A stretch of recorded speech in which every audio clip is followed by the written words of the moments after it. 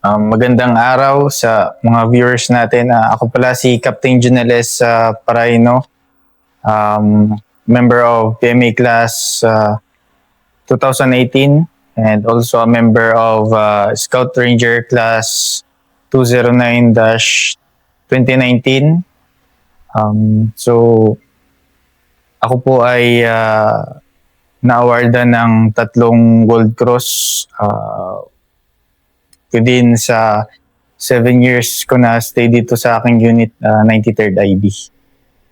So, yun, ikwento ko na lang din yung mga experiences ko, yung war stories. Although, ayun, nanonood din naman ako ng ng mga episodes dito sa sa page. So, nakita ko rin yung mga ibang war stories. So, yung sa war story ko is actually medyo hindi siya may compare kasi yung dati is talagang mga pang warrior talaga, marami talaga yung kalaban ng mga ibang naikwento, which is nabibilib din ako. Yung sa situation naman dito is nung ma-assign ako ng 93rd is medyo hindi na ganoon na karami yung active NPA na kino-confront. So sabi ko nga dati is siguro nasa 27 na lang dun sa buong area of operations namin. Ang pinaka-challenge na lang dito is yung kung paano mo hanapin yung kukunting natitirang kalaban sa napakalawak na area of operations. Kasi yung 93rd IB is nag-start yan ng bata pa lang yung 93rd IB, nasa 7 years pa lang siya. Pero nabigyan na siya ng isang malaking area of operations. Ang nasakupan niya is 4 na district ng Leyte and then yung whole province of Biliran. So, kung hindi ako nagkakamali is yung covered namin dati is 41 LGUs. And then yung kalaban sa buong AO is 27 na lang. So malaking challenge talaga kung paano mo i-hit decisively yung ganong enemy. So kung papansin natin, kung mas maliit kasi yung formation, mas mahirap siyang hanapin and then i-hit, magkaroon ng decisive engagement. So, yun, ang ginawa namin sa unit before yung mismong bakbakan is dinesign namin para ma-constrict yung enemy, na hindi na siya masyadong hindi na malawak yung gagalawan niya. So, ang diskarte nun is yung CSP, and then yung mga affected barangays is mawalan sila ng influence dun sa sa affected barangays nila. And then by that time is at least medyo mapapadali na yung paghanap dun sa kalaban. So noong 2021 is nakapag-declare yung 93rd IB ng na-cleared ng 93rd IB yung 25 affected barangays. So yung mga underground mass organizations na unearthed namin, yung mga CTG affected mass organizations and sectoral front organization is na-co-opted namin. So, ang nangyari nun, nung naging ganun na yung situation, doon pa lang kami dumating sa yung paghanap talaga doon sa sa remaining na hardcore talaga na members na hindi pa nag-surrender. So, ang alam ko is 2021 cleared na yung affectation sa mga barangays is wala na. Although hindi naman siya zero, pero in general is wala na. And then nakuha na rin namin yung mga contacts, mga inuutusan, mga masa nila, ganun, na-identify namin. So, dumating yung time nung, sir, nagkaroon na kami ng, nagsimula na yung mga decisive encounters namin nitong, 20, 2024, 2025, mga ganun. Pero, pero before nun is, na lang mo sir, ikwento ko pala yung yung una. Yung una mong encounter. Ay, yung una, pangalawa mong Gold Cross. Yan. Ay, sir, hindi pa lang, lang kasi yun, minor pa lang yun. Yung sir. Bali, ito sir is yung after ko mag-ranger sir, is ako na yung pumalit na mag-company commander ng Alpha Company. So, 1 month after ko mag-company commander is nabigyan kami ng mission, although parang yung company operations. Pero ang tia-target lang is parang specific lang na na individual, parang sir, parang nagtago doon sa barangay. Ganun. So, lang naman siya, hindi naman siya ganun, sir. Parang isang target lang, sir. Parang, parang ang dala ko lang is 2 squad kasi isa lang naman yung pinapahanap. So, nung pumunta kami, sir, is, pumunta kami doon sa, sa target. And then, parang nagtambay lang muna kami, nag-observe ng 2 days. And then, nung na-confirm na dito sa specific na bahay na ito is andyan yung target. Sir, parang madilim pa lang is pinuntahan na namin. And then, nung pinuntahan namin, sir, basic lang naman yun parang naka-L, yung parang formation namin, sir, is parang naka-L. And then, yun, sir, nung in-observe namin yung bahay, pero yung bahay is, palibutan na namin. Parang titignan namin is parang walang tao, pero kaya nag-decide ako na pasukin. Nagpapasok ako ng 4. Bali ako yung pang-4 kasi andun yung target namin. Parang lang naman siya, member. Nung sir, pagpasok namin, nauna yung 3. Isa is pumunta dun sa yung parang sir, parang CQB lang din. Parang pumunta sa mga sir, mga ibang sulok. Ako sir, yung huli kong pagpasok, ang una kong is yung dito sa may side kung saan pag ibubukas mo yung pinto, sir, di ba? Gaganon siya. Dito na side. Tapos pagkita ko dun sa sir, sa pinto, nung ginanong ko, may tao nakatalikod. Nung door mismo? Nung pintuan mismo? Doon sa door mismo, sir. Pero ang ginawa ko, sir, binalik ko yung pinto kasi ang unang nasa isip ko nun, sir, mahirap na baka may dalang granada or something. Ang ginawa ko, hindi ko muna sinabi sa mga tropa, pero pinalabas ko sila, sir. Hirap naman, sir, baka nag-iingat lang din naman tayo, sir. Hindi ko siya pinaharap sa akin or hinawakan. Inayaan ko lang, sir. Inano ko lang yung Kasi ang iniisip ko yung safety nung tropa. Pero pares kami nasa loob, medyo hindi pa naman malawang yung kubo, sir. Pinalabas ko muna, sir. Labas kami. And then nag-start na kami na tawagin siya, palabasin siya.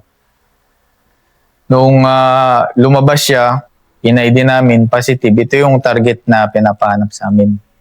And then nung nakalabas na siya, taas ang damit, tingin kong merong hidden na na mga weapons, negative naman. Tapos pinapasok ko yung sir, yung tropa, scour. Yung pagpasok dun sa kubo, sir, merong 45 na nung tinanong namin is ganun lang siya. May 45. Kaya kung isang maling decision ko nun, sir, na siya siguro, pinaharap sa akin. Baka na rin ako, sir. Kasi parang siguro sa isip mo na, tingin mo napapalibutan ka, siguro ang isip mo siguro nun na kung madali ako, dadali lang din ako ng parang hanap ng ano sir ba, mandadamay. Kaya tama lang din yun sir na ano, hindi ko agad tinano, parang binalik ko lang muna pinto, labas kami, tapos tsaka na lang namin pinalabas. Sa ngayon sir, hindi ko na lang i-disclose yung pangalan niya, pero ano na siya, FR na siya ngayon, at least namumuhay na siya ng normal ngayon.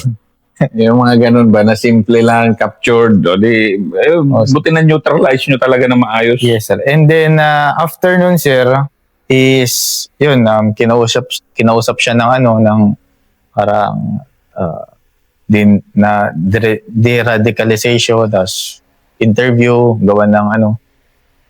So, after nun is, siya na lang din yung nag-guide dun sa kung saan nila hinahanap, ay kung saan tinatago ng mga kasamahan niya yung mga baril nila. So, after nun, pinag-guide namin siya. Naka-recover pa uli kami ng 4 na, ano sir, na rifle. So, yun yung una sir. Although, isang tao lang yung target, yan, at least, sabi ko, tama naman yung nagawa kong decision making. At least hindi siya at least walang nasaktan during operations na yon, and then nakapag-lead pa na maituro niya kung saan nila tinatago yung mga armas nila. Siya lang din yung nag-guide sir. So yun sir, minor lang naman yun na ano sir. Yun, minor sa'yo, pero malaking bagay yun. At binuhay mo siya at nakapaglabas pa ng baril kasi nga, napakahirap magharap ng baril. Kaya nung nababawasan na kasi sila, yun, tinatago nila yung baril nila. Ayun, yun yung mga pinipinpoint ng mga nakakapture o nagsusurrender. Yes, sir. So, ang next naman, sir, is, yun, sir, parang, sabi ko nga sa inyo kanina, is, humihina na yung mga influence nila sa, ano, sa mga barangays.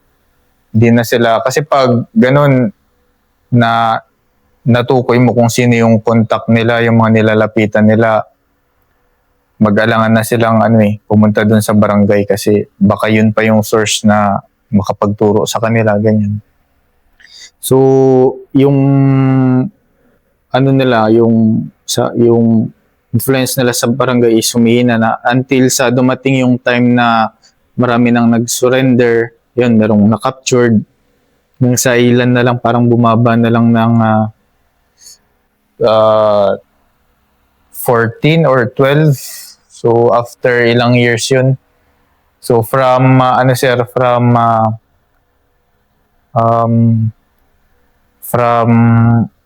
plus. 2019, 2020, yung 27 na yun is parang bumaba na. Parang 1/3 ang nabawas. Yung mga nag-surrender, yung mga na-captured, yung mga naglaylo, may mga lumipat ng ibang lugar. Hanggang sa parang ang natira is 14, 15, yun na lang yung mga hardcore, sir. And then, dumating yung sir, yung 2024, ang batcom ko nun, sir, is si Sir Saklot. Nag-start na kami mag-develop sa Intel na part. So yung Intel na part, sir, is sir, madugo yan, sir, na kasi ang alam ko, sir, umabot yan ng 4 to 6 months para mag-develop lang ng Intel kasi kukunti na lang. Yun. Itong kinukwento kasi ni Captain Paraino, yung sabi niya, sir, kasi ibang war stories, napakadami pang kalaban. Ito, ibang hirap nun. Iba rin ang hirap nito, kakaunti na lang kalaban dahil talagang naghahanap ka na talaga ng ilan lang. So, yun, sir, yung matagal yan, sir, na hanggang sa nakakuha sila ng asset na merong, may placement, merong mga ganyan sa Intel na may placement and access, ganun.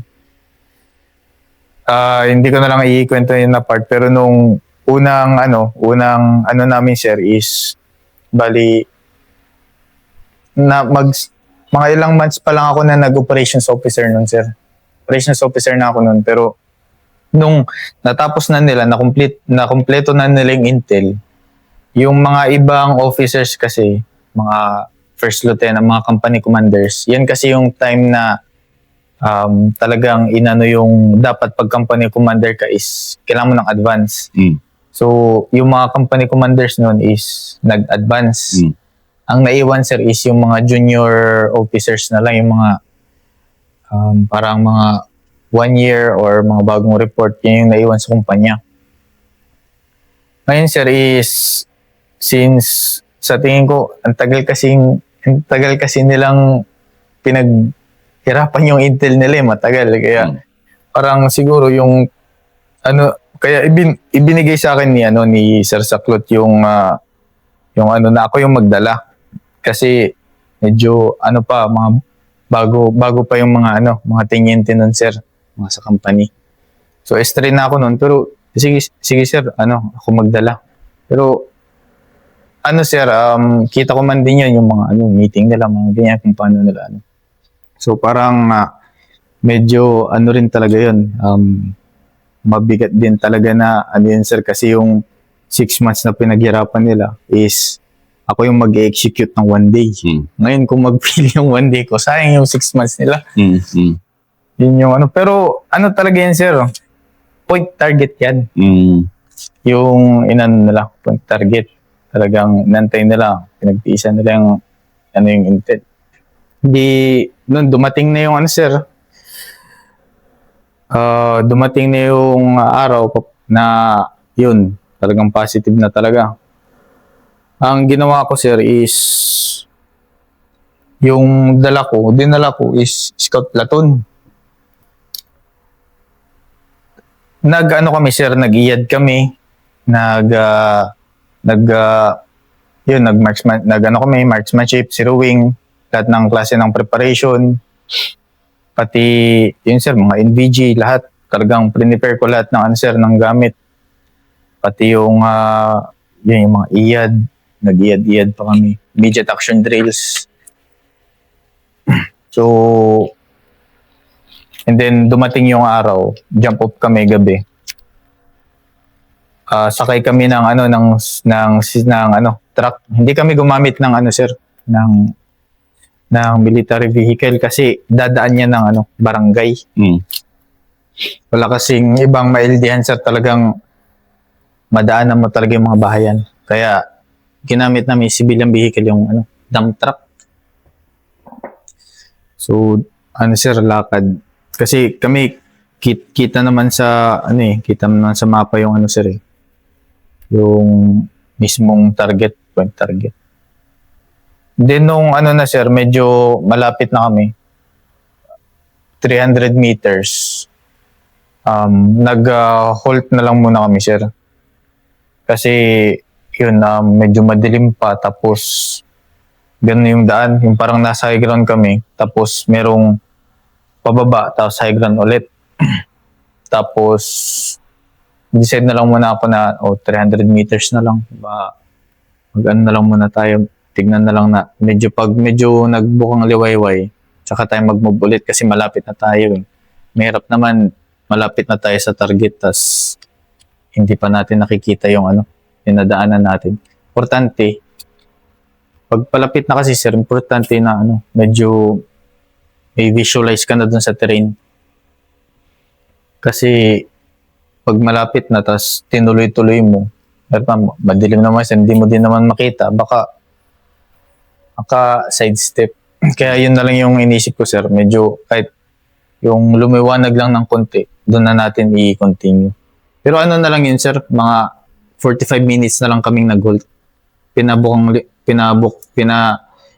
lang namin konti. Nung nakita ko na yung terrain, sir, yung terrain is, andito kami, andyan yung sapa, tapos andito yung kabilang high ground. Para maano natin yung target, suyurin natin, maghiwalay tayo. Isang squad kami, dito kami sa baba, kayo na squad, akyat muna kayo doon, tapos sabay tayong mag-scour papunta doon sa target. So ang direction is dito lang na direction, sabay-sabay tayo. So kami sa baba, sir, is Yun, na-score namin, wala. Pero meron doon parang kubo lang na magsasaka.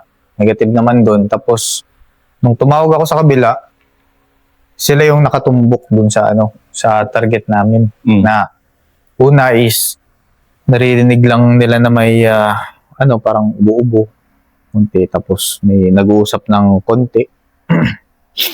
Tapos sige, observe nyo lang, lapitan nyo lang ng paunti-unti. Tapos plinastar ko yung magba-blocking, sir, na yung kung pwedeng, kung saan sir, may mga pwedeng matakbuhan sakali. Tapos nung okay na, sir, andun na yung sir, ino-observe na nila. Meron talaga, positive talaga, may tao, merong tent. May kasama kaming nun, sir, FR, dating kasamahan nung target namin. Sige, antayin nyo kami. Kasi ang nasa isip ko nun, sir, is pupunta ako dun sa location nila, sir. Kasama yung meron akong isang kabady, si Sergeant Tinidero, tapos yung isang FR, yung spotter namin ng kung sila talaga yung yung target. Di pumunta kami dun, sir. Dahan-dahan lang. Hanggang sa yun, sir, na nabilang namin parang apat yung andun. Pero yung kasi, sir, yung iba kasi is parang iba yung parang intusan, umalis. Pero yung andun sa area is 4 lang, sir. Pero ang expected namin dun is 6. Yun, sir, nakaano na yun, sir, nakalatag na yung tropa. Yung meron din kaming SIG. So, bawat tropa, sir, is meron ng designated target. Na-observe na lang, naantay na lang yung putok, sir. So, before sir, putukan, is, pa, sir, hindi medyo alangan din yung tropa kasi, yun, medyo hindi pa nila gaanong ma-ID.